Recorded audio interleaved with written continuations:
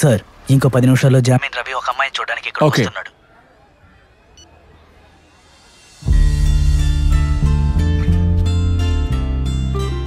తాగడానికి డబ్బులు లేక తిరుగుతున్నా కుటుంబానికి డబ్బులు ఏంట్రా తాగడమే తప్పు, మళ్ళీ తాగొచ్చి పెళ్ళాన్ని కొడుతున్నావు నువ్వు? Sorry sir. రే చేతులు ఉన్నది సంపాదించడం కోసం రా, ఇదిగో ఇలా పెళ్ళాన్ని కొట్టడం కోసం కాదు. సార్ రోజు ఇలాగే కొడుతుంటారు సార్, పిల్లలని కూడా చూడకుండా.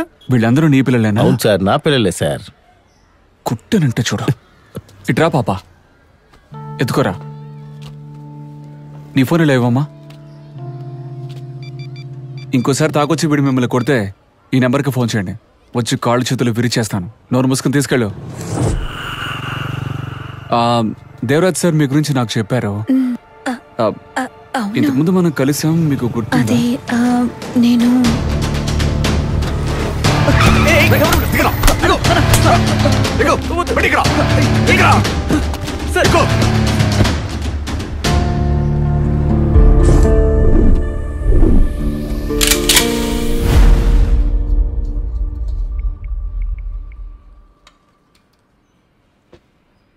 సార్ వేపుడు వడ్డించాను సార్. సార్ ఆకుకూర కూడా పెట్టేశాను సార్. సార్ సాంబార్ కూడా పోసేసాను సార్. ఉప్పు సరిపోయిందా చూడండి సార్. శివుడికి పార్వతికి మధ్య వినాయకుడు వచ్చాడు, దానివల్ల ఆయన తలే పోయింది.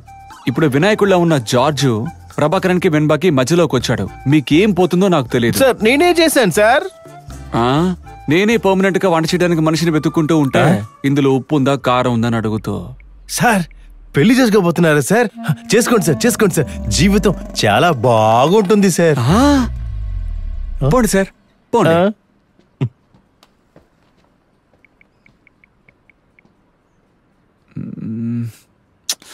కాల్ చేస్తే పోలా.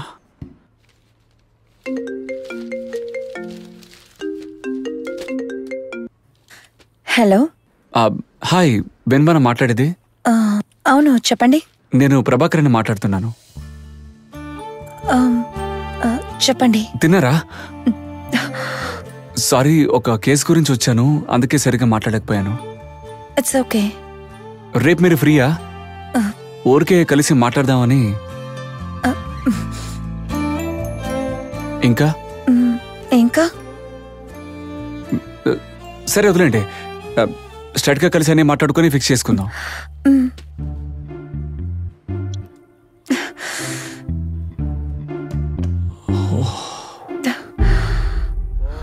ఓం సర్వమంగళ మాంగళ్యే శివే సర్వార్థ సాధకే శరణ్యే త్రయంబకే దేవి నారాయణి నమోస్తుతే. నమస్తే సార్. పోరా. నేనే సార్ చేశాను. చెప్తున్నానా వెధవా, పోరా ఇక్కడ నుంచి. ఓం గణానాన్వా గణపతిం హవామహే కవిం కవీనాం ఉపమశ్రమస్తవం. దేవుని మొక్కండి. మీ దేవుడు చాలా బిజీగా ఉన్నట్టున్నారే పాపం, ఆయన మాత్రం ఎన్ని సమస్యలను తీర్చగలరు. ఇదిగో నా దేవుడు ఎక్కడున్నాడు, మీరు మొక్కిరండి, నేను పక్కనే ఉంటాను. ఏంటి పిల్లలు, దేవుడికి మొక్కుతున్నారా? చూపించు. బాగుండు బాగుండు. ఏది ప్రసాదం ఇవ్వు.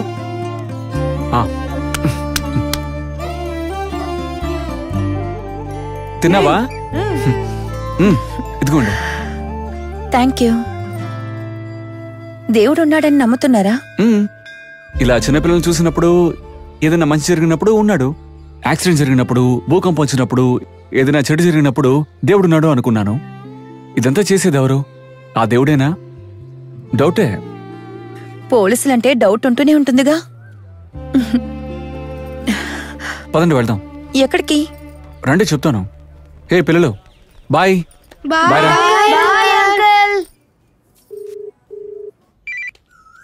చెప్పమ్మా. అంకుల్, మీ ఫ్రెండ్ ప్రభాకరానికి ఆల్రెడీ మ్యారేజ్ అయిందా? ఏమ్మా అలా అడుగుతున్నావు? పెళ్లి చేసుకునే ఉద్దేశం అతనికి లేదమ్మా. లేదు, ఇక్కడ టాయ్ షాప్ లో టాయ్స్ కొంటున్నారు, అందుకే అడిగాను. అరే నువ్వొక దానివి. అతను కేసు విషయమై ఎవరినో పట్టుకోవడానికి అక్కడికి వచ్చి ఉంటాడు. ముందు అతను ఏం చేస్తున్నాడో ఇన్వెస్టిగేట్ చేయి. Okay uncle, bye. Cute colour. నచ్చిందా? ఇదిగోండి, ఇదే నా ఫస్ట్ గిఫ్ట్. పదండి. రా తమ్ముడు, జంట చూడటానికి చాలా బాగుంది.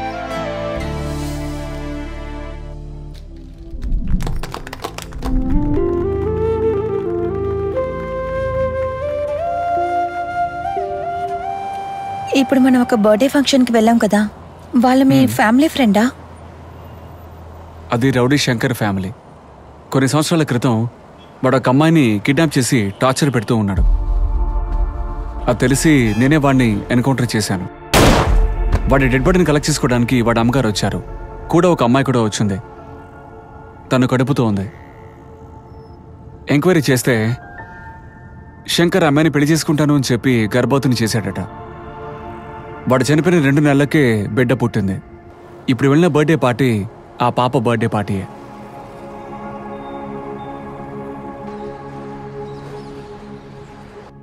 మీరు పోలీసే అయి ఉండొచ్చు, కానీ ఎందుకు అందరినీ అనుమానంతోనే చూస్తున్నారు?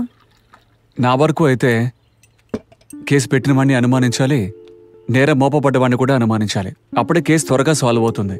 నీకు ఎగ్జాంపుల్ చెప్పనా? నా స్టేషన్కి ఓ కేసు వచ్చింది.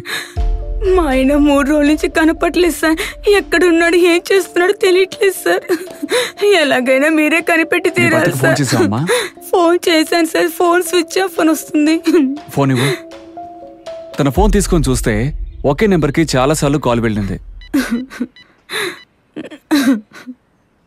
అనుమానం వచ్చిన నంబర్కి కాల్ చేశాను.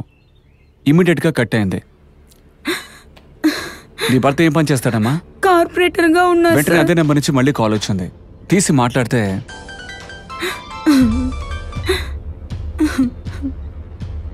నీ బంగారం పోలీస్ స్టేషన్లో ఉందిరా దొంగ నా కొడక. ఏయ్, నువ్వు నీళ్ళెవరో కలిసి నీ భర్తను ఏం చేశారే? సరోజా, ఏ సరోజా, దీన్ని తీసుకెళ్ళు. అన్నా, ఈ నెంబర్ని ట్రేస్ చేసి వాడిని లాక్. Okay sir. ఒకే ఒక్క ఫోన్ కాల్, తన మొహం మారిపోయింది. ఇదిగో అచ్చం ఈ నీళ్లు మారిపోయినట్టు. దాంతోనే తెలిసిపోయింది. అందరి మీద అనుమానం ఉంటుంది. ఒక్క నిమిషం, అది పచ్చడండి. సాంబార్ ఉంది కదా. ముద్దలు తీసుకుని ఎప్పుడైనా తిన్నావా?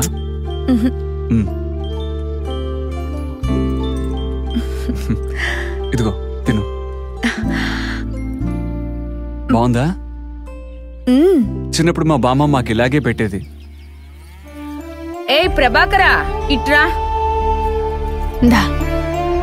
బాగుందా? బామ్మ దగ్గర ఉన్న నగలకు ఆశపడి బామ్మను చంపేశారు. బామ్మను చంపిన వాళ్ళని పోలీసులు అరెస్ట్ చేయడం నేను చూశాను. తప్పు చేసిన వాళ్ళు ఎంత పెద్దవాళ్ళైనా సరే పోలీసులను చూస్తే భయపడతారు. ఆ రోజే నిర్ణయించుకున్నాను, నేను పోలీసు అవ్వాలని. బామ్మ చనిపోయాక ఒక ఆశ్రమంలో ఉండి చదువుకొని ఈరోజు నేను పోలీసు అయ్యాను.